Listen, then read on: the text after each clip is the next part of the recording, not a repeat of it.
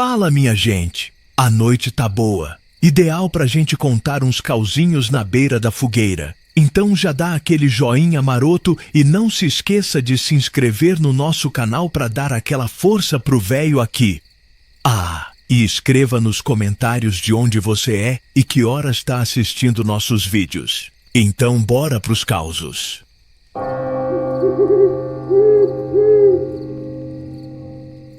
A guerra da rede na varanda. E aí, cumpadre e comadre já se pegaram numa daquelas discussões que começam por uma bobagem e viram uma epopeia, com direito a estratagema, argumentação e até umas risadas debaixo do nariz? Coisa de casal, né? Onde o amor se mistura com a teimosia e o riso frouxo vira arma. Pois foi bem isso que aconteceu com a dona Severina e o seu Juvenal, lá pro lado das Alterosas, numa tarde quente que era para ser de paz, mas virou uma verdadeira guerra da rede. Uma prosa para mostrar que, até na hora da preguiça, o amor tem seus campos de batalha, e a criatividade vira munição. Lá pras bandas das Alterosas, onde o sol faz a gente procurar uma sombra para se aninhar, e o vento balança as árvores de um jeito que dá sono. A vida tem um ritmo de sesta. As casas, com suas varandas espaçosas e as redes coloridas balançando, parecem convidar a gente para um descanso. O cheiro de bolinho de chuva e de café recém-passado se mistura com o perfume das flores do jardim. O povo dali é de pouca pressa e muita conversa fiada. Vivem da roça, mas não dispensam uma boa prosa na varanda. Um violão chorando de tardezinha e uma cesta depois do almoço. A vida é levada na esportiva, com um sorriso no rosto e um causo para cada situação. As fofocas, essas sim, correm soltas. E os vizinhos se divertem com as peripécias uns dos outros. Mas quando a cesta chama, aí a coisa vira séria. A dona Severina e o seu Juvenal eram um casal daqueles de se olhar e sorrir. Mais de 40 anos de casados, com uma paciência que parecia infinita, mas que em certas horas virava pó. A dona Severina, mulher baixinha, de corpo redondo, com um riso gostoso que enchia a casa, era a alma da cozinha. O seu Juvenal, magro e comprido, com um bigode farto que tremia quando ele falava, era o sossego em pessoa, mas só até a hora da siesta. Eles tinham uma única rede na varanda, vermelha e com umas franjas desfiadas de tanto uso. Era o trono sagrado do descanso, o palco dos melhores cochilos da tarde. E era por ela que a guerra da rede começava. Naquele dia, o sol estava a pino e o almoço tinha sido farto. Feijão gordo, arroz branquinho, couve refogada e um torresmo crocante que só a dona Severina sabia fazer.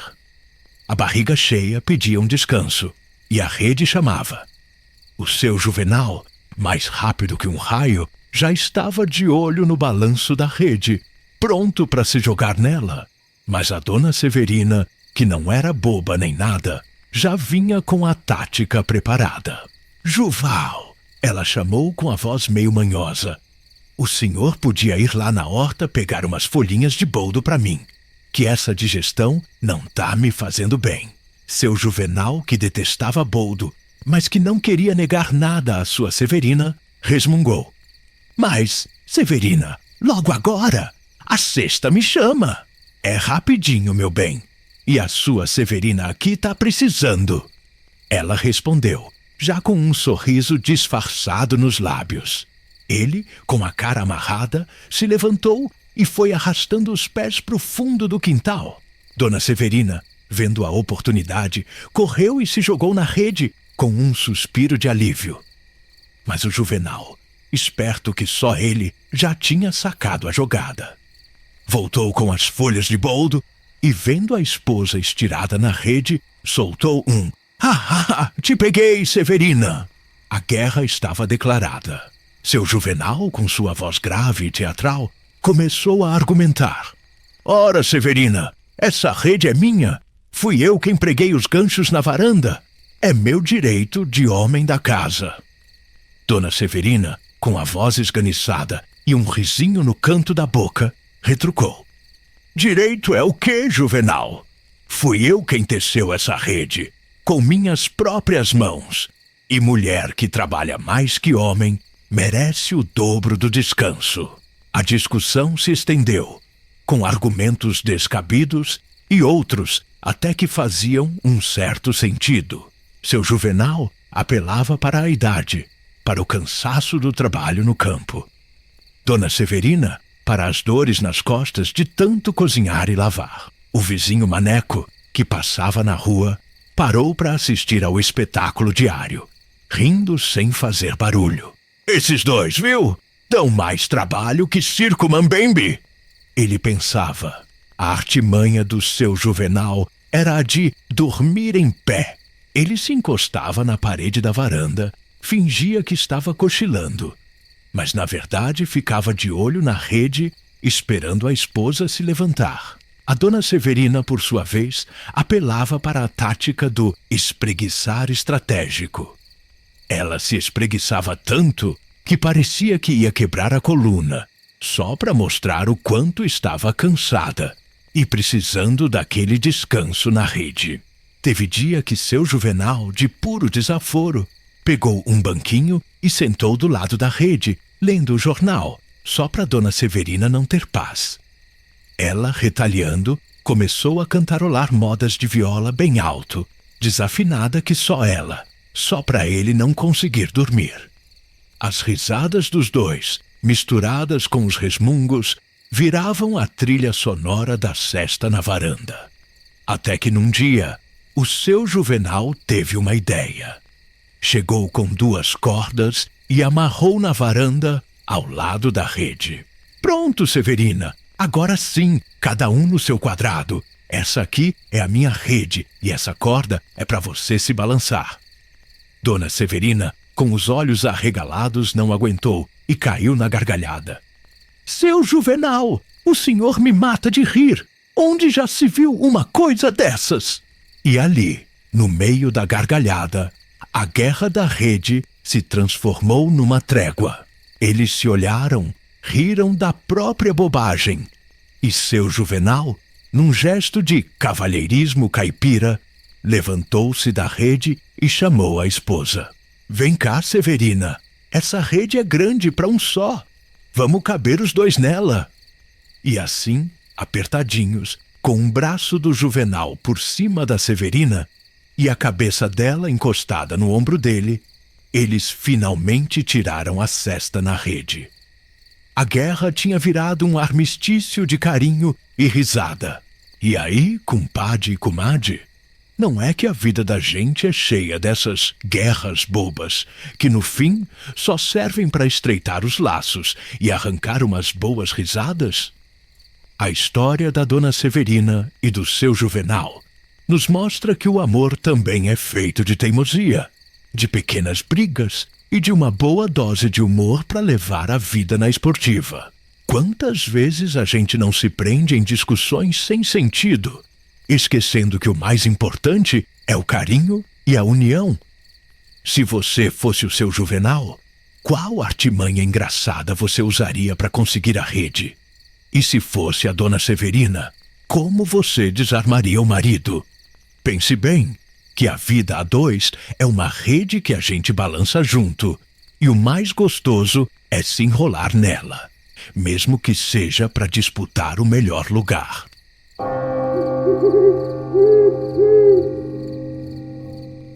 O segredo do açude escondido.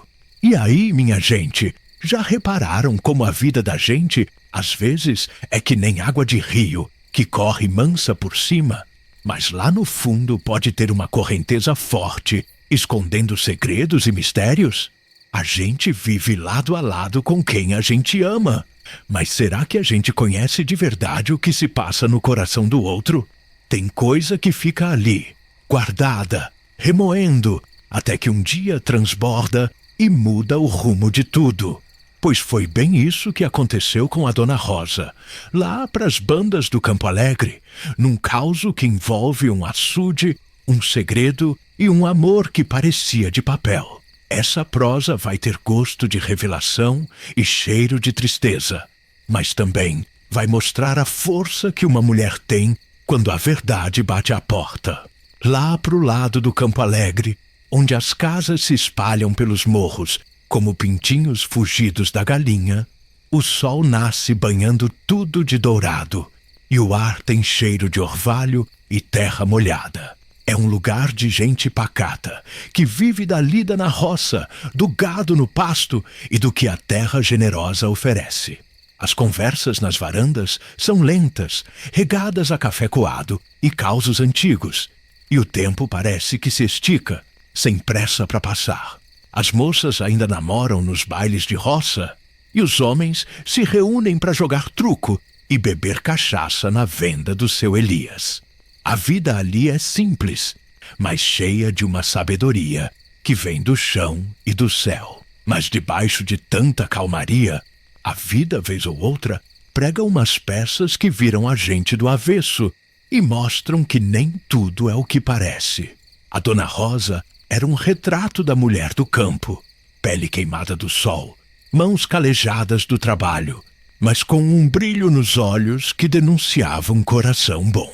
Casada há mais de 20 anos com o seu Chico, vivia uma vida de aparente tranquilidade na pequena roça. Tinham criado 2 filhos, já moços e encaminhados, e o dia a dia era de lida no eito, de cuidar da casa, de cozinhar para o marido. Seu Chico, homem de poucas palavras, mas que Dona Rosa julgava fiel e companheiro, dividia com ela os dias e as noites. As brigas eram raras, os carinhos discretos, e o amor, pensava ela, era sólido como as pedras do córrego. A confiança entre eles era tão grande que Dona Rosa jamais desconfiaria do marido. Mas o destino, que de manso não tem nada, começou a pregar umas peças. O seu Chico, que antes vivia grudado na roça, começou a ter negócios no vilarejo vizinho, o Saco da Onça. No começo, Dona Rosa não desconfiou. Achava que era a lida da vida, as vendas, as compras, os acordos de fazendeiro. Mas as idas e vindas do marido foram ficando mais frequentes, e os olhares mais distantes. O cheiro de perfume diferente nas roupas, o sorriso meio torto quando ela perguntava algo. Pequenos sinais que, para o coração apaixonado, parecem bobagem, mas que para a alma que desconfia, viram gigantes. E havia o tal açude escondido. Não era o açude da fazenda, que todo mundo conhecia. Era um açude lá no fundo da mata, cercado de moitas e árvores, que só alguns sabiam da existência. Era um lugar meio misterioso, para onde o seu Chico dizia ir pescar sozinho, para pensar na vida. A curiosidade, essa sim, é um bicho danado. Dona Rosa começou a seguir o marido de mansinho, sem que ele percebesse.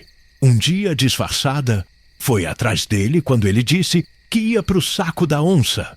E foi ali, na beirada do açude escondido, que a vida da Dona Rosa desabou. Escondida atrás de umas moitas, ela viu seu Chico abraçado com outra mulher, uma moça mais nova, de riso fácil e cabelos longos. A cena era um murro no estômago. O açude, antes misterioso, se transformou no palco de uma traição que doía na alma. As lágrimas escorriam pelo rosto da Dona Rosa, molhando a terra seca. O coração dela se partiu em 1000 pedaços, e a confiança que antes era sólida virou pó. Ela sentiu a vergonha, a raiva, a tristeza de uma vida de enganos. Por dias, Dona Rosa fingiu não saber de nada. Apanhava o café, preparava o almoço, sorria amarelo, enquanto por dentro um turbilhão de emoções a consumia. Ela não sabia o que fazer, como confrontar o homem que dividia a cama e a vida com ela. A vergonha era tanta que ela não conseguia sequer desabafar com as vizinhas. O segredo do açude escondido pesava sobre ela, sufocando-a. Até que, numa tarde, enquanto seu Chico se preparava para mais uma ida ao saco da onça, Dona Rosa não aguentou mais. Com a voz embargada e os olhos cheios d'água, ela o confrontou. Onde o senhor vai, Chico? Vai pro açude escondido? Vai encontrar sua outra mulher. O seu Chico empalideceu, o corpo tremeu e as palavras sumiram da boca. A verdade, que por tanto tempo esteve escondida nas águas daquele açude, finalmente veio à tona, jogando a luz da realidade sobre a vida deles. O silêncio na casa era cortante, pesado, cheio de arrependimento de um lado e de dor do outro. A vida que eles conheciam, a união que parecia inabalável, estava prestes a se romper. A revelação foi dolorosa, cheia de lágrimas e de palavras duras. Seu Chico, envergonhado, confessou tudo, explicando a solidão que sentia, as tentações que o levaram para os braços de outra. Dona Rosa, por sua vez, sentiu a dor da facada, mas também a força que a verdade lhe deu. Ela não era mais a mulher ingênua que vivia às cegas. Dali para frente, a vida deles seria diferente. Não se sabe se o casamento se salvou, se o perdão veio ou se cada um seguiu seu rumo. O que se sabe é que o açude escondido, que antes era um lugar de encontros proibidos, se tornou o palco de uma verdade que, por mais dolorosa que fosse, libertou Dona Rosa das amarras do engano. E aí, minha gente, não é que a vida da gente é cheia de caminhos tortuosos e de açudes escondidos? A história da Dona Rosa nos mostra que a confiança é um tesouro que precisa ser cuidado e que a verdade, por mais que doa, é sempre o melhor caminho. Quantas vezes a gente não se prende em relacionamentos que parecem perfeitos por fora, mas que escondem segredos e mentiras? E o que a gente faz quando a verdade vem à tona? A gente foge, se esconde? Ou a gente enfrenta a realidade de peito aberto, mesmo que o coração esteja em frangalhos? Se você estivesse no lugar da Dona Rosa, descobrindo um segredo tão doloroso do seu marido, o que você teria feito? Teria confrontado na hora? Ou teria guardado a dor para si? E se você fosse o seu Chico, teria tido a coragem de confessar a verdade, mesmo sabendo que poderia perder tudo? Pense nisso, que a vida da gente é um rio cheio de curvas. E o segredo do açude, muitas vezes, é só o começo de uma nova correnteza.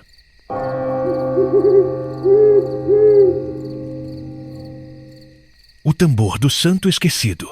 No povoado de São Miguel do Seridó, terra de pedra quente e vento que canta nos galhos retorcidos, corre uma história que ninguém gosta de contar depois do pôr do sol. É sobre um som que não devia existir, o toque de um tambor que ecoa nas noites sem lua, vindo do meio do mato fechado, onde um dia houve um terreiro. Hoje só restam ruínas, um círculo de pedras cobertas de musgo, cacos de vela grudados no chão, restos de garrafas quebradas e ossos pequenos que ninguém ousa tocar. Mas há 100 anos, aquele lugar fervia de vida e fé. Era terreiro forte, onde gente de todo canto vinha buscar cura, conselho e esperança.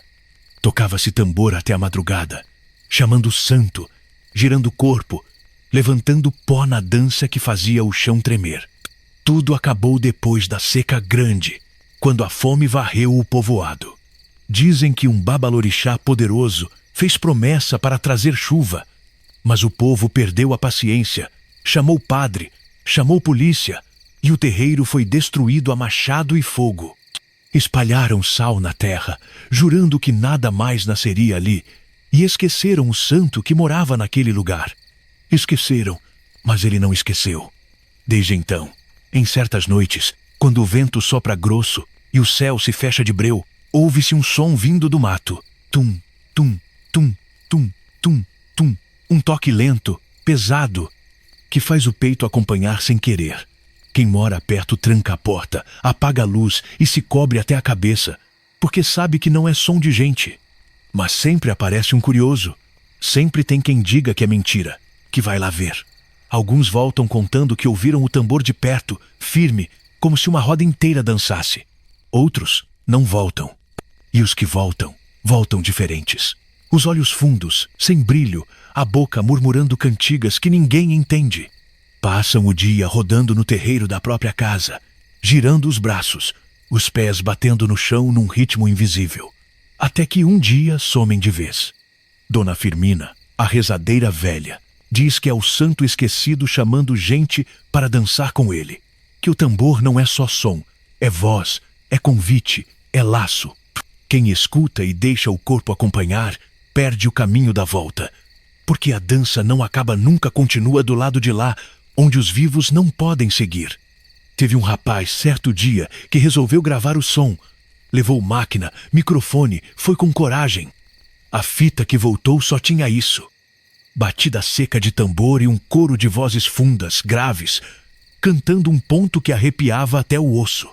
Mas, no fundo do áudio, quase engolido pelo toque, dava para ouvir uma risada baixa, lenta, como de alguém muito perto do microfone. O rapaz, depois de ouvir, quebrou a máquina e nunca mais falou uma palavra. Hoje, o povo já aprendeu. Quando o tambor começa a bater, ninguém sai de casa. Porque som de santo esquecido não é música, é chamado. E chamado de santo, quando atendido, não devolve quem vai. E quem insiste em ir atrás, dançando ao compasso da batida, acaba virando eco na mata, girando para sempre no terreiro que não existe mais. Por isso, em São Miguel do Seridó, ninguém canta depois da meia-noite, porque sabe que qualquer canto pode responder ao toque. E o toque nunca toca sozinho.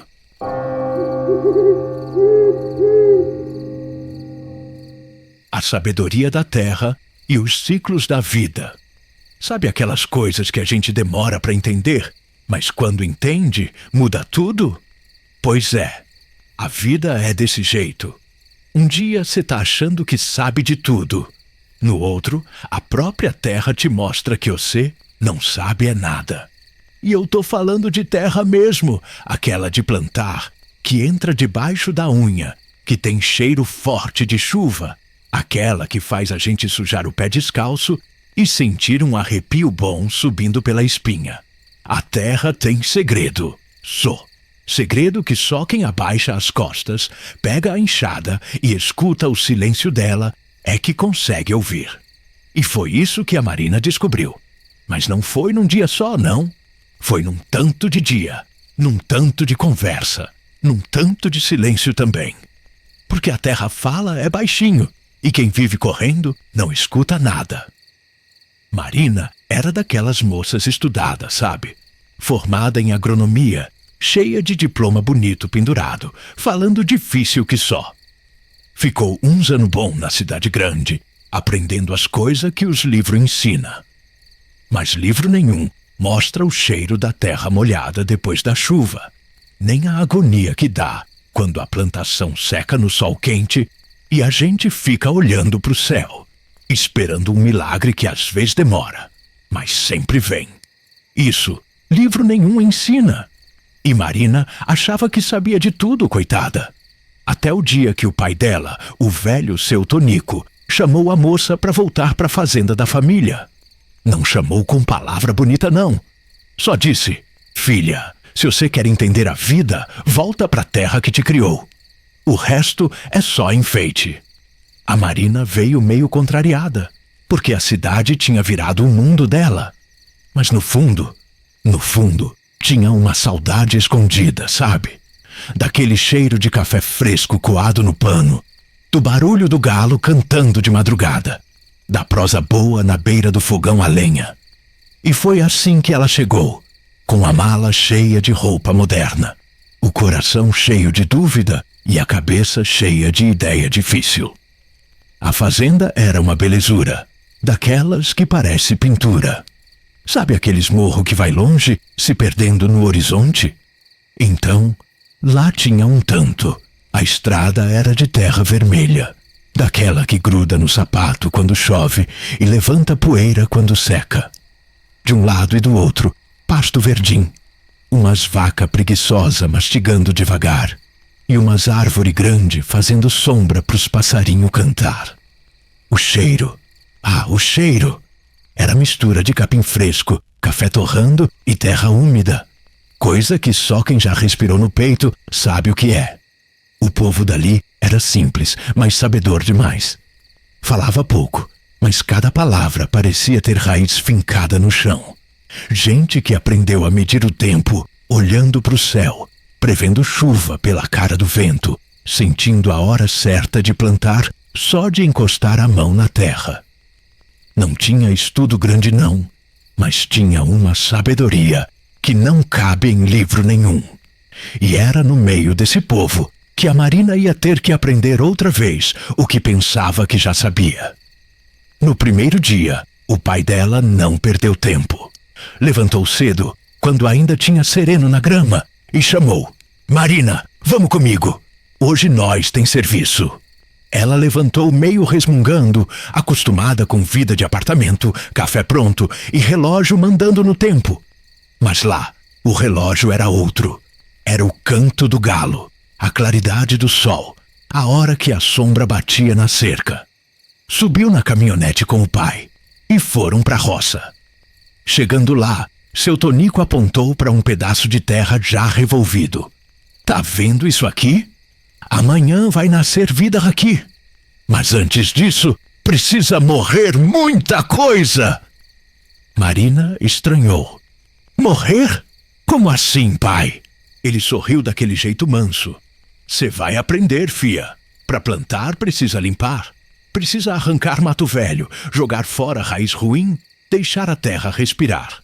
Senão, nada nasce. E a vida é igualzinha.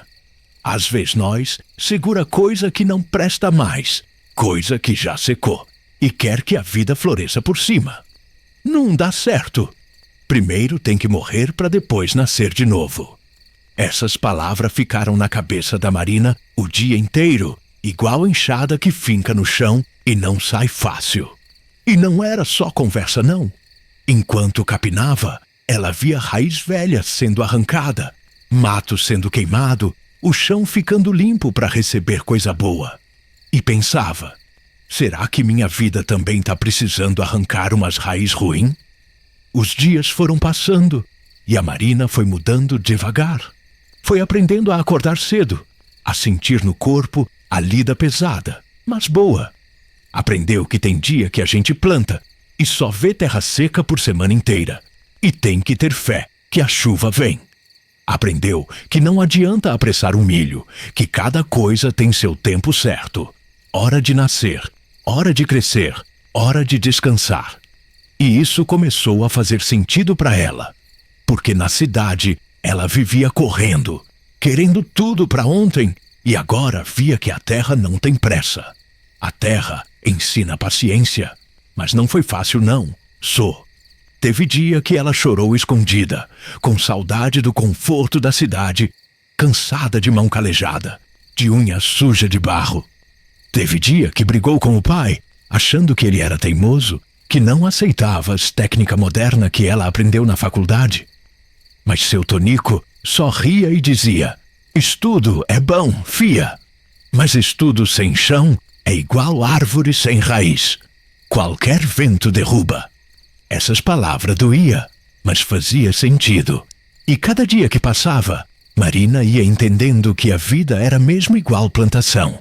Às vezes, a gente precisa arrancar coisa velha. Às vezes, precisa esperar.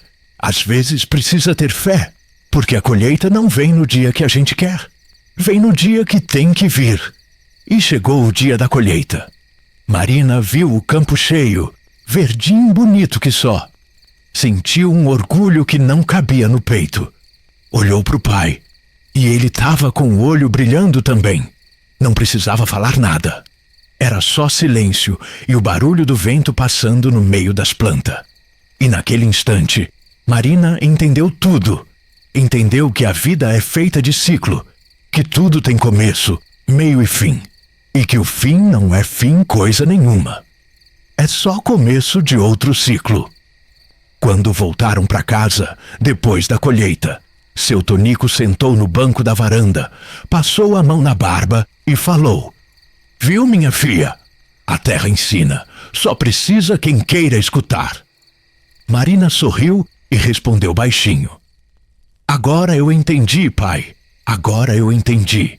E eu te pergunto, e você? Será que tem coisa na sua vida que precisa ser arrancada para outra coisa boa nascer? Será que está tentando apressar um tempo que ainda não é o tempo certo? Será que anda reclamando da seca sem lembrar que a chuva sempre vem? A vida, meu amigo, é igual à roça. Precisa plantar com fé, esperar com paciência e colher com gratidão. E aí, você tá cuidando bem da sua terra?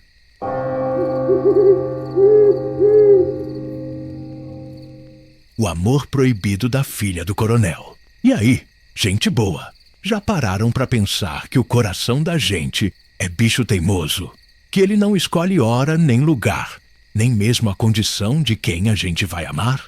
Às vezes, o amor brota em terreno árido, onde a gente menos espera, e vira uma flor resistente que fura o asfalto das proibições. É uma força da natureza, sabe? Dessas que não se explica, só se sente. E foi exatamente assim que aconteceu lá nas terras do coronel Epaminondas. Um caso que sacudiu a poeira de muito preconceito e mostrou que, no fim das contas, o sentimento verdadeiro não se curva à coroa nem à cerca de arame farpado.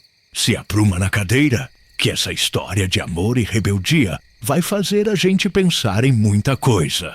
Lá pelas bandas do sertão de Minas, onde o sol castiga de dia e a lua ilumina as noites feito farol, as terras do coronel Epaminondas se estendiam a perder de vista. O casarão, imponente, com suas paredes brancas e telhados vermelhos, parecia vigiar tudo e todos. Ao redor, as casinhas simples dos peões se espalhavam, quase se escondendo entre os arbustos de cerrado.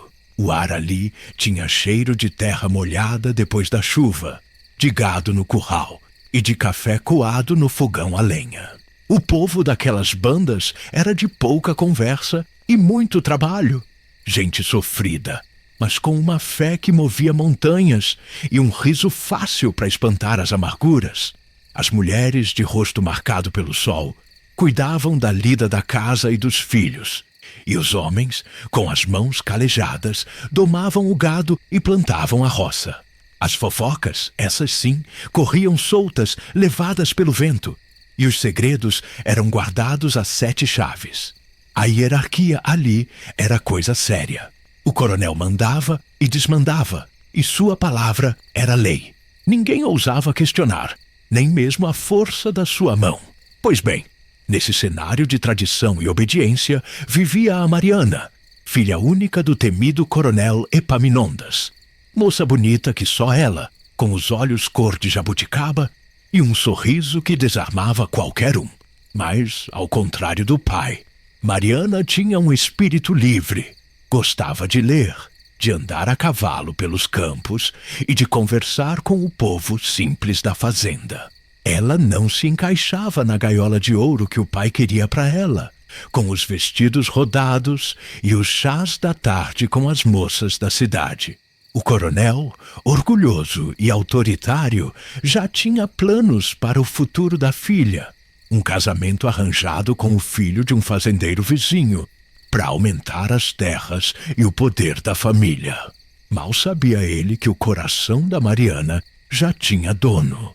O tal dono era o Zeca, um peão humilde de suas terras, com um corpo forte de tanto lidar com o gado e um olhar sincero que fez o coração da moça disparar. O Zeca, moço bom e trabalhador, tinha chegado à fazenda há pouco tempo, vindo de longe para tentar a vida. Ele era calado, mas observador, e via na Mariana não a filha do coronel, mas uma moça de alma pura e riso fácil. O amor deles começou de mansinho, com olhares roubados por entre as cercas, com conversas rápidas na beira do rio, quando a Mariana ia buscar água e o Zeca levava o gado para beber. Os encontros eram escondidos, no meio do capim alto, sob a sombra das árvores, onde só os pássaros eram testemunhas. A cada dia, o sentimento crescia, forte e proibido, como um mato que insiste em brotar em solo seco. Mariana se sentia dividida. Amava o Zeca com todas as forças, mas sabia da fúria do pai, do quanto ele valorizava a reputação e as tradições da família. O Zeca, por sua vez, tinha medo de ser expulso das terras, de ver a Mariana sofrer, de que a diferença social entre eles fosse um abismo intransponível. Mas o amor falava mais alto que o medo. Até que, como tudo que é escondido uma hora vem à tona, o segredo deles foi descoberto. Uma vizinha fofoqueira, que andava espalhando veneno por aí, viu os dois juntos e correu para contar ao coronel. A fúria do velho foi tamanha que a fazenda inteira tremeu. Ele chamou a Mariana para uma conversa que mais parecia um interrogatório, com o rosto vermelho de raiva e os olhos faiscando. Onde já se viu uma desfaçatez dessas, Mariana? Minha filha se engraçando com um peão maltrapilho. Você vai se casar com o filho do coronel Almeida e ponto final. E esse Zeca, esse vai saber o que é bom para tosse. As palavras do pai eram como chicotadas na alma da Mariana. Ela chorou, implorou, tentou explicar o que sentia, mas o coronel estava cego pela raiva e pelo orgulho ferido. Mandou capangas darem uma surra no Zeca e expulsá-lo de suas terras. O Zeca, machucado e humilhado, foi embora sem olhar para trás, jurando que um dia voltaria por Mariana. Mariana ficou desolada. Chorava pelos cantos, recusava comida, e a vida parecia ter perdido o sentido. O pai, vendo a filha definhar, tentou de tudo para fazê-la esquecer o peão. Mas o amor dela por Zeca era mais forte que qualquer castigo. As semanas se arrastaram. O casamento com o filho do coronel Almeida se aproximava e Mariana sentia que estava sendo sufocada. Até que, numa noite estrelada, ela tomou uma decisão que mudaria sua vida para sempre. Juntou o pouco que tinha, escreveu uma carta para o pai explicando o que sentia e fugiu. Fugiu para buscar o seu amor, para viver a vida que ela escolheu, longe das amarras e das tradições que aprendiam. A notícia da fuga da filha do coronel se espalhou como fogo na palha seca, chocando o sertão. O coronel Epaminondas, humilhado e furioso, mandou capangas atrás dela. Mas Mariana já estava longe, com a ajuda de alguns vizinhos que secretamente torciam por ela. Ela procurou Zeca por meses, de fazenda em fazenda, de cidade em cidade, até que finalmente o encontrou trabalhando numa pequena roça a muitos quilômetros dali. O reencontro foi emocionante, de abraços apertados e lágrimas de alívio. Juntos, eles começaram uma nova vida, simples e com muitas dificuldades, mas cheia de amor e liberdade. Com o tempo, o coronel Epaminondas, já mais velho e com o coração amolecido pela saudade da filha, foi obrigado a aceitar a realidade. Ele percebeu que a felicidade da Mariana era mais importante que a sua honra.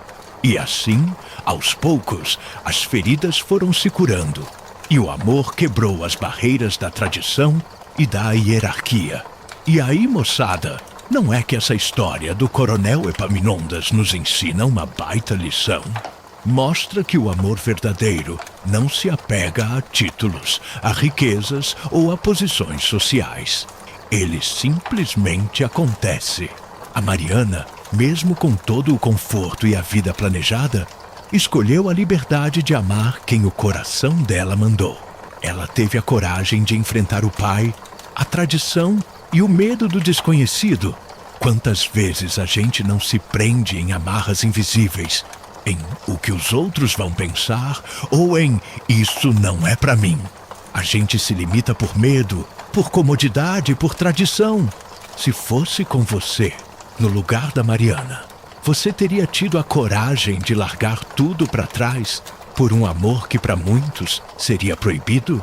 Você teria desafiado a família e a sociedade para seguir o seu coração? Ou teria se conformado com a vida que já estava traçada, mesmo que ela não te fizesse feliz? Pense bem, que o coração da gente é bússola. E às vezes, a maior aventura da vida é seguir o rumo que ele aponta, mesmo que o caminho seja cheio de espinhos.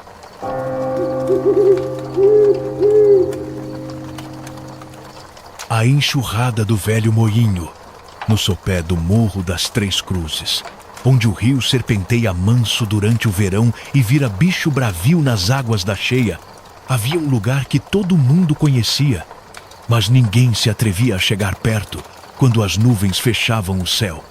As ruínas do velho moinho. Hoje, só restam pedras cobertas de musgo, um pedaço de roda quebrada, umas vigas podres apontando para o nada. Mas, há 100 anos, aquele moinho era o coração da vila. Moía milho, socava trigo, girava sem parar ao som do rio, que naqueles tempos ainda não conhecia fúria. Dizem que era bonito de ver. A roda girando redonda, cuspindo farinha branca, e o som do rangido das engrenagens misturado ao riso dos homens que iam levar sacos de volta para casa. Tudo corria bem até a enchente. Foi numa noite de janeiro, quando o céu desabou sobre a serra. A chuva caiu grossa, carregando tudo que achava pelo caminho: galho, pedra, tronco. O rio subiu de um jeito que ninguém imaginava, rugindo como fera, engolindo barrancos, arrastando cercas. O moinho tentou resistir, mas as águas não conhecem piedade. A roda girou até quebrar, as paredes se desmancharam e o prédio foi levado quase inteiro, o que deixou o povo arrepiado. No entanto, não foi só a destruição, foi a morte do homem que cuidava do moinho, seu Nicanor. Diziam que ele amava aquele lugar mais que a própria casa.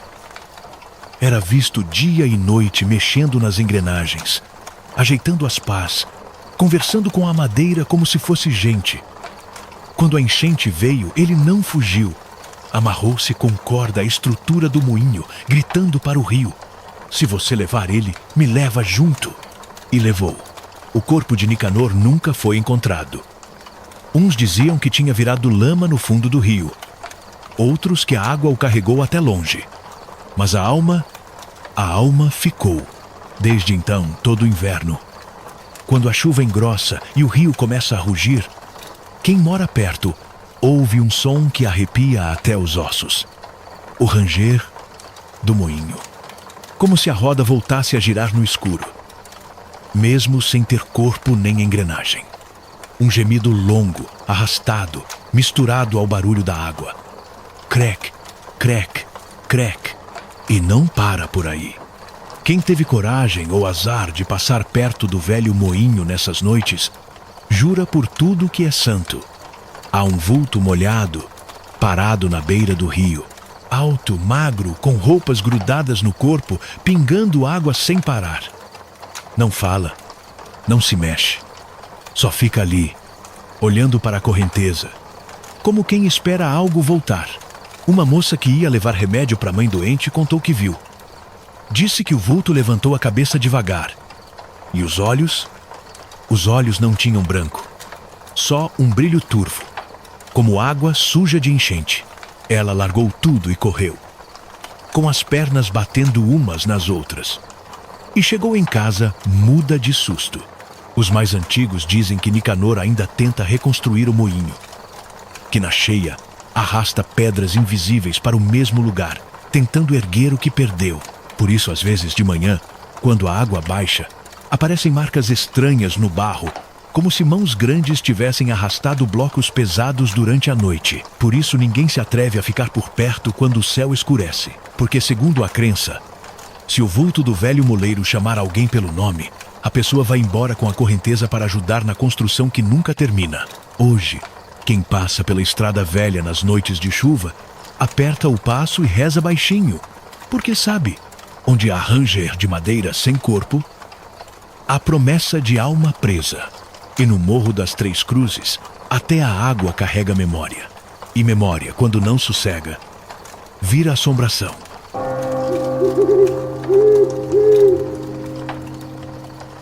a fogueira que estourou milhos de pipoca sozinha. No recanto mais sossegado do interior de Goiás, onde o céu era mais azul e as estrelas mais brilhantes, ficava a pequena propriedade do seu Lourenço, um homem de poucas posses, mas de um coração do tamanho do mundo. Sua vida era simples, dedicada à lida com a terra e à criação de uns poucos animais. Seu Lourenço era conhecido por sua fé inabalável e por sua sabedoria, que vinha da observação atenta da natureza e dos causos antigos contados pelos mais velhos. Era a véspera de São João e a alegria tomava conta da pequena comunidade.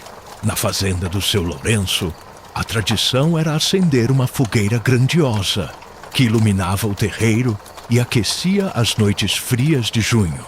Crianças corriam, adultos proseavam e o cheiro de quentão e paçoca pairava no ar. Naquela noite, seu Lourenço havia preparado uma fogueira especialmente grande, com toras de madeira bem secas, que queimavam com um brilho intenso. A festa seguia animada, com sanfona e viola ditando o ritmo. As pessoas se aglomeravam perto do calor da fogueira, contando histórias e rindo. Seu Lourenço, sentado em um banquinho de madeira, observava a cena com satisfação. Ele havia deixado um saco de milho de pipoca, recém-colhido de sua pequena plantação, perto da fogueira, para que as crianças pudessem fazer a tradicional pipoca na panela de ferro. De repente, um som peculiar começou a ecoar do meio da fogueira. Não era o estalar da madeira queimando, nem o crepitar das brasas. Era um som diferente, um ploc, ploc, ploc, inconfundível, que foi se intensificando. As pessoas se entreolharam curiosas. "Que barulho é esse?"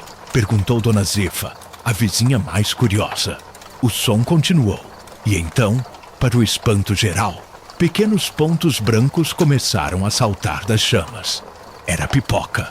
Milhos estourando, um a um, no meio da fogueira, sem panela, sem óleo, sem a mão de ninguém. A fogueira, por si só, estava estourando milhos de pipoca sozinha. O aroma de pipoca fresca começou a se espalhar pelo ar, misturando-se ao cheiro da fumaça e da lenha queimada. As crianças, a princípio, ficaram assustadas, mas logo a curiosidade e a alegria tomaram conta.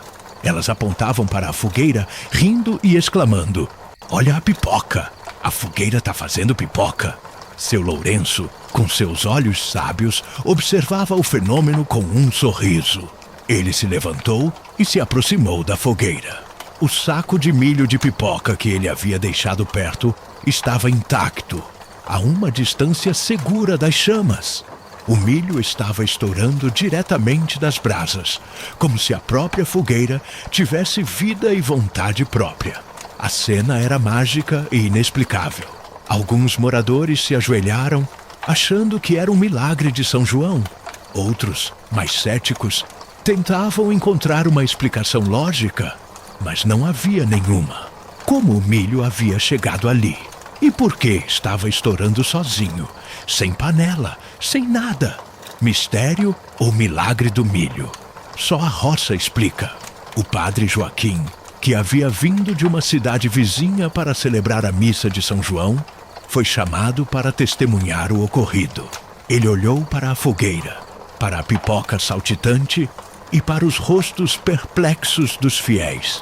"Meus filhos", disse o padre com a voz embargada, "Deus se manifesta de muitas formas, e a natureza, em sua grandiosidade, guarda segredos que nossa mente limitada não pode compreender. Isso é um sinal de fartura, de alegria, de que a vida sempre encontra um jeito de nos surpreender." A festa de São João do seu Lourenço se tornou lendária. As pessoas se aproximavam da fogueira, recolhendo os grãos de pipoca que caíam no chão limpo do terreiro, comendo-os com um sabor de encantamento e gratidão. A pipoca, feita por uma fogueira misteriosa, tinha um gosto especial, um sabor de milagre. a notícia da fogueira que estourou. Milhos de pipoca sozinha se espalhou por toda a região.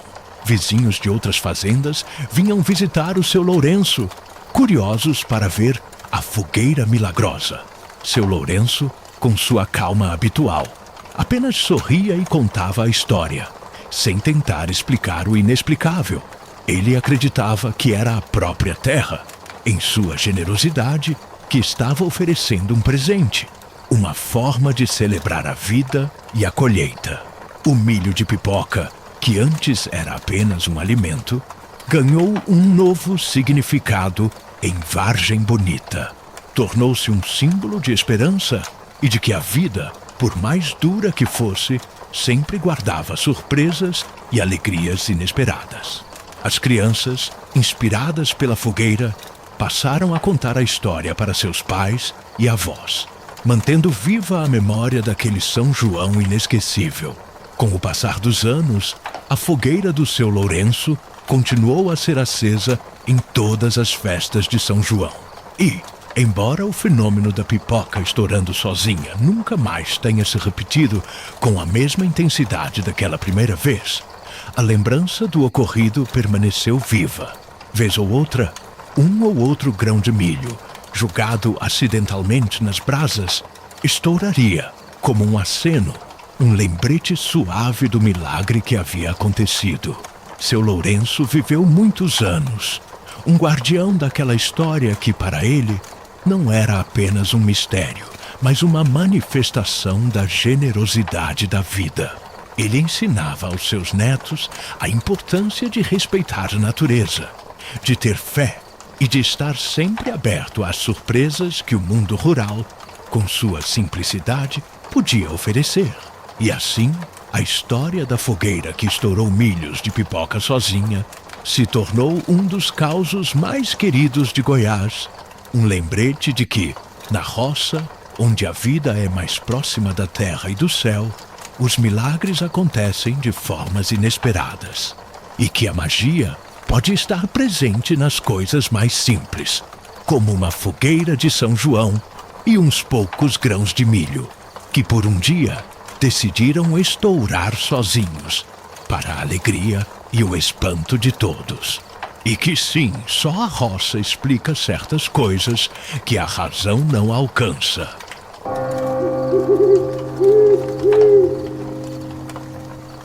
O Fusca que tocava forró sozinho, no pequeno e sonolento vilarejo de Vargem Bonita, encravado nas Minas Gerais, onde as casas eram de adobe e as noites eram embaladas pelo coachar dos sapos.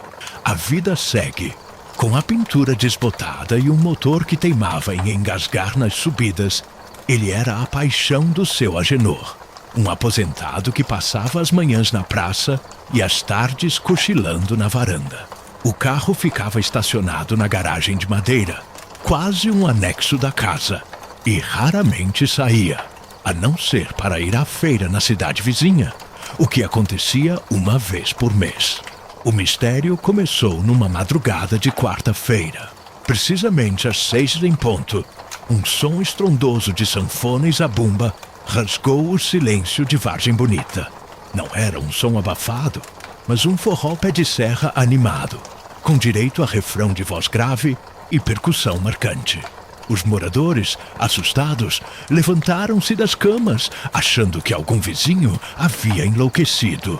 Mas o som vinha, inconfundivelmente, da garagem do seu Agenor. O seu Agenor, um homem de 70 e poucos anos, com o coração fraco e a paciência curta, quase caiu da rede. Abriu a porta da garagem e lá estava ele, o Fusca azul calcinha, parado e com os faróis apagados, mas com o rádio ligado no volume máximo, tocando um forró tão animado que faria qualquer um tirar o pé do chão. "Mas o que é isso, meu Deus?" berrou seu Agenor, que detestava barulho e só ouvia rádio para saber a previsão do tempo. Ele desligou o rádio, resmungando palavrões e prometendo vender o carro. Mas o problema não parou por aí. Na manhã seguinte, às exatas 6 horas, o forró voltou. e no outro dia, e no outro. O som ligava religiosamente às 6 da manhã, e não havia quem o desligasse. Seu Agenor tentou de tudo. Desligou a bateria, tirou o fusível do rádio, até removeu o aparelho do painel. Nada adiantou. O som continuava a emanar do carro, sem rádio, sem bateria, sem lógica. Era um forró fantasma que tocava do nada e para o nada. A situação em Vargem Bonita virou um burburinho. Ninguém mais conseguia dormir depois das 6 da manhã. Os vizinhos, a princípio, acharam engraçado. "É o Fusca forrozeiro do seu Agenor", diziam rindo. Mas o riso logo deu lugar à irritação. "Padre, o senhor precisa fazer alguma coisa", pedia Dona Cotinha, a doceira do vilarejo, que já não conseguia mais fazer seus doces em paz. O padre Afonso, um homem de fé inabalável, mas com um senso de humor peculiar, foi até a garagem do seu Agenor. Relembrou o caso do bode no teto da igreja e, com um borrifador de água benta, aspergiu o Fusca, recitou orações e fez o sinal da cruz. Nada. Às 6 da manhã seguinte, o forró voltou com a mesma intensidade, talvez até mais animado, como se estivesse zombando do padre. As crianças de Vargem Bonita, no entanto, adoravam o Fusca forrozeiro. Acordavam cedo para dançar ao som do forró fantasma, transformando a desgraça do seu Agenor em uma festa matinal. Mas seu Agenor estava exausto. Não dormia direito, estava irritado e ameaçava tocar fogo no Fusca. Foi então que Dona Zulmira, a benzedeira mais antiga e respeitada de Vargem Bonita, uma mulher de sabedoria popular e mãos que curavam, decidiu intervir. Ela não ligava para o forró, pois já não ouvia bem, mas sentia a angústia do seu Agenor. "Deixa eu ver esse Fusca, Agenor", ela disse com sua voz rouca. "Bicho teimoso esse." Dona Zulmira entrou na garagem. O Fusca estava silencioso. Ela tocou a lataria do carro, fechou os olhos e começou a murmurar rezas antigas, palavras que só ela conhecia, invocando forças da natureza e espíritos do bem. Ela pegou um raminho de arruda, passou pela lataria do Fusca e, em seguida, deixou uma pequena trouxinha de pano com ervas secas e um objeto que ninguém conseguiu identificar em cima do painel do carro. "Pronto, Agenor. Agora ele sossega", disse ela, com um sorriso enigmático. No dia seguinte, os moradores de Vargem Bonita acordaram no horário de sempre, esperando o barulho. Mas o silêncio era absoluto. As 6 passaram e nenhum som de forró foi ouvido. O som ligava às 6 e só parava com benzedeira. O milagre de Dona Zulmira havia funcionado. O Fusca azul calcinha estava quieto e assim permaneceu, para o alívio do seu Agenor e a paz de Vargem Bonita. A história do Fusca, que tocava forró sozinho, se tornou um dos causos mais engraçados e inexplicáveis do vilarejo. Um lembrete de que, no interior, o sobrenatural se mistura com o cotidiano de uma forma que desafia a lógica, mas que, no fim das contas, sempre encontra uma benzedeira para colocar ordem na casa ou no carro. O alívio em Vargem Bonita foi palpável. As manhãs voltaram a ser silenciosas, apenas com o canto dos pássaros e o cheiro do café coado. Seu Agenor, que andava com olheiras profundas e uma carranca permanente, recuperou o bom humor e o sono tranquilo. Ele olhava para o seu Fusca na garagem com um misto de gratidão e respeito, sabendo que o carro guardava um segredo que nem a ciência, nem a religião conseguiram decifrar. Apenas a sabedoria ancestral de Dona Zulmira. A benzedeira, com sua humildade característica, não se vangloriou. É o jeito, Agenor. Às vezes, as coisas ficam com uma energia que precisa ser conversada, sabe? Esse Fusca tinha um forró preso no corpo dele. Ela explicou vagamente que o carro talvez tivesse absorvido a alegria de muitas festas antigas, ou que um espírito brincalhão de um forrozeiro aposentado tivesse se apegado a ele. Ninguém em Vargem Bonita questionou as explicações de Dona Zulmira. Seus métodos eram inusitados, mas seus resultados inegáveis. O Fusca azul calcinha, embora agora silencioso, ganhou uma aura mística. As crianças, que antes dançavam ao som do forró fantasma, agora o viam com um olhar de reverência. Elas se aproximavam da garagem, curiosas, cochichando sobre o carro que tinha música dentro.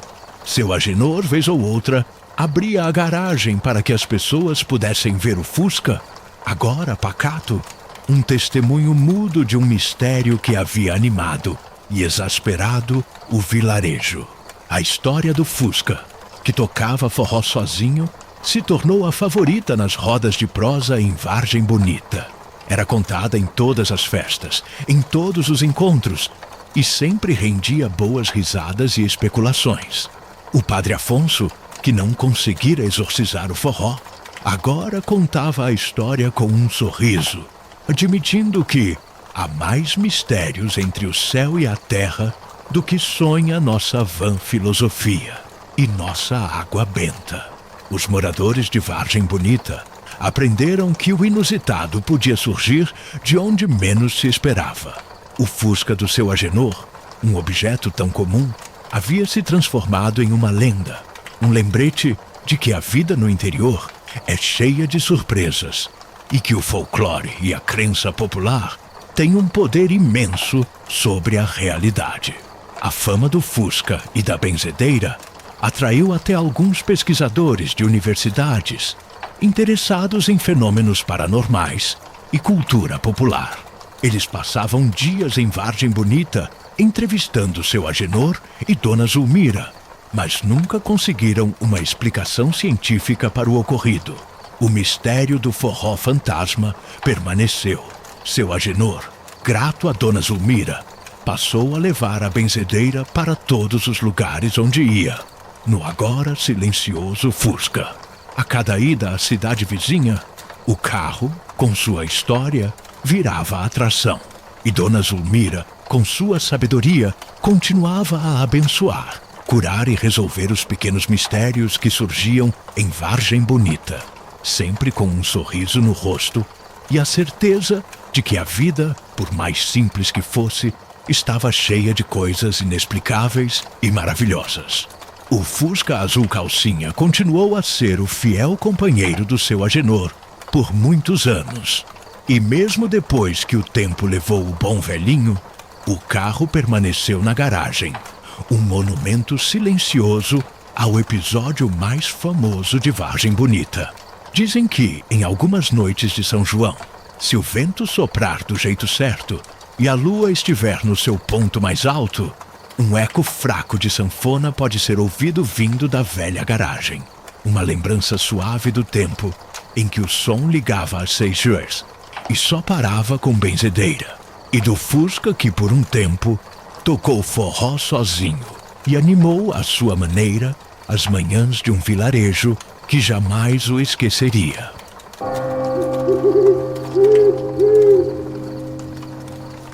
O rádio que só tocava quando chovia, no coração do semiárido nordestino, em um pequeno e empoeirado vilarejo chamado Seca Grande, onde a vida era uma batalha diária contra a aridez e a esperança era um luxo, vivia o seu Nonato. Um homem simples, de pele curtida pelo sol e olhos que carregavam a melancolia de muitas estiagens.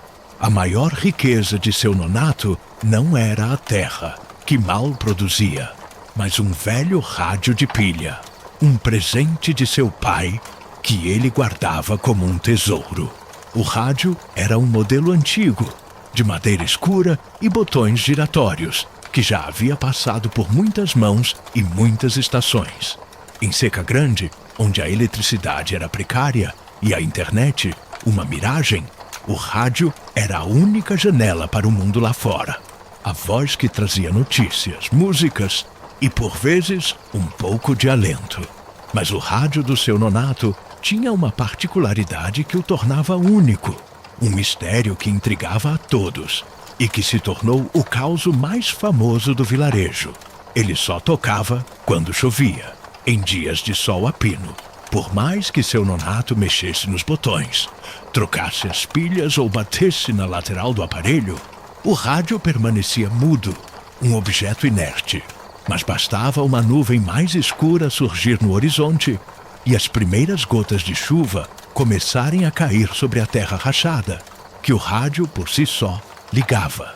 E não era qualquer música que ele tocava. Era sempre a mesma. A melodia que era a alma do sertanejo. Asa Branca, na voz inconfundível de Luiz Gonzaga. A primeira vez que isso aconteceu, seu nonato quase caiu da cadeira. Estava em sua varanda, observando o céu cinzento, quando a chuva fina começou. De repente, o rádio que estava desligado sobre a mesa ligou sozinho, e a sanfona de Asa Branca preencheu o ar.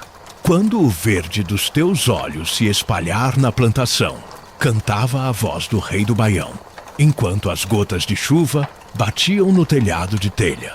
Seu nonato, um homem que raramente se emocionava, sentiu os olhos marejarem. A notícia do rádio milagroso se espalhou por Seca Grande. Os vizinhos vinham à casa de seu nonato em dias de chuva, não apenas para se abrigar, mas para testemunhar o fenômeno. E era sempre a mesma coisa. As primeiras gotas, o rádio ligava e Asa Branca tocava, como uma trilha sonora para a chegada da água, a maior bênção do sertão. O padre Cícero, o pároco de Seca Grande, um homem de fé e de ciência, na medida do possível para a época, tentou encontrar uma explicação. Desmontou o rádio, examinou os circuitos, procurou por umidade ou algum defeito que pudesse causar o ligamento automático. Nada. O rádio parecia normal, mas sua particularidade desafiava a lógica. É um mistério, seu nonato, disse o padre, balançando a cabeça. Um mistério de Deus que nos lembra da importância da chuva e da esperança. Para os moradores de Seca Grande, o rádio de seu nonato não era apenas um aparelho eletrônico. Era um símbolo de que a chuva viria, de que a esperança não morreria e de que, mesmo nos tempos mais difíceis, a vida encontraria um jeito de se manifestar, trazendo consigo a melodia da resiliência.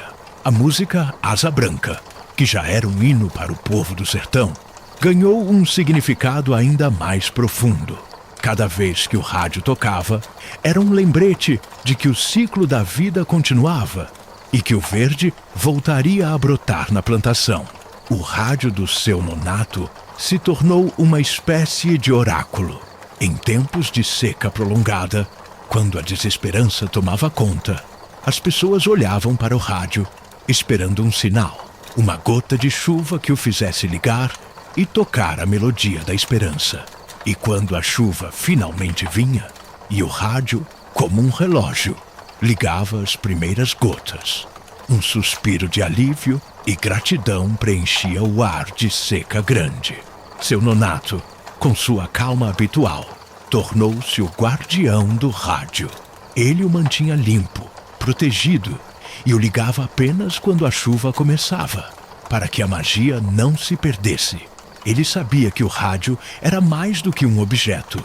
Era a voz do sertão, a melodia da vida, a canção da esperança que só tocava quando chovia.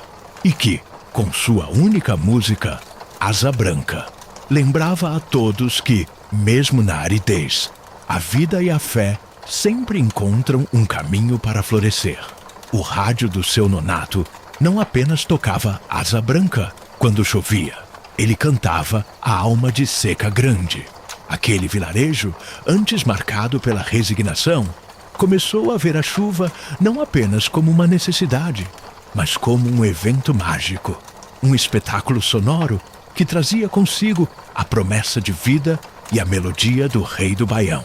A casa de seu nonato, nos dias de chuva, virou ponto de encontro. Os vizinhos se apertavam na pequena varanda, alguns com cadeiras, outros de pé, todos em silêncio reverente, esperando o momento em que o rádio ligaria. As crianças que antes viam a chuva com um misto de tédio e alívio, Agora a aguardavam com uma expectativa quase festiva.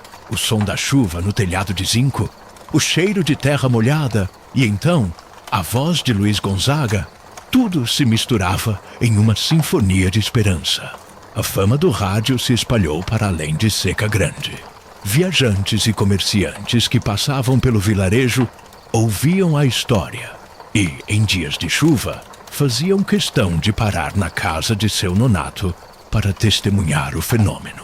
Alguns tentavam filmar, outros gravar, mas as câmeras e gravadores pareciam falhar misteriosamente quando o rádio ligava, como se a magia não quisesse ser registrada pela tecnologia. Seu nonato, com sua simplicidade, nunca tentou lucrar com a fama do rádio. Ele via o fenômeno como uma bênção, um presente da natureza e de Deus para o seu povo. Ele contava da história com um brilho nos olhos, um sorriso no rosto e a voz embargada pela emoção, sempre enfatizando a importância da chuva para a vida no sertão. É a voz da terra, meu filho, ele dizia. A terra que chora e que canta quando a água chega. O rádio, com o passar dos anos, envelheceu junto com seu nonato. A madeira ficou mais escura, os botões mais frouxos, mas sua magia permaneceu intacta. Ele continuava a ligar apenas quando chovia e a tocar apenas Asa Branca, como um guardião fiel da esperança e da memória. Quando seu nonato, já muito idoso, partiu, deixou o rádio para seu neto, o jovem Zezinho. Zezinho, que cresceu ouvindo a história e testemunhando o fenômeno, compreendia a importância daquele aparelho. Ele continuou a cuidar do rádio com o mesmo carinho do avô, e a casa de seu nonato permaneceu como o ponto de encontro em dias de chuva. E assim, a lenda do rádio que só tocava quando chovia e que tocava só uma música, Asa Branca, continuou a ser contada em Seca Grande. Tornou-se um hino de resistência, um lembrete de que mesmo nas adversidades, a vida encontra um jeito de nos presentear com beleza e significado. O rádio, mais do que um objeto, era a alma do sertão, a melodia da chuva, a canção da esperança que ecoava em cada gota que caía, lembrando a todos que, no semiárido, a fé e a música são tão essenciais quanto a própria água. E que sim, há mistérios que a razão não explica, mas que o coração do sertanejo entende perfeitamente.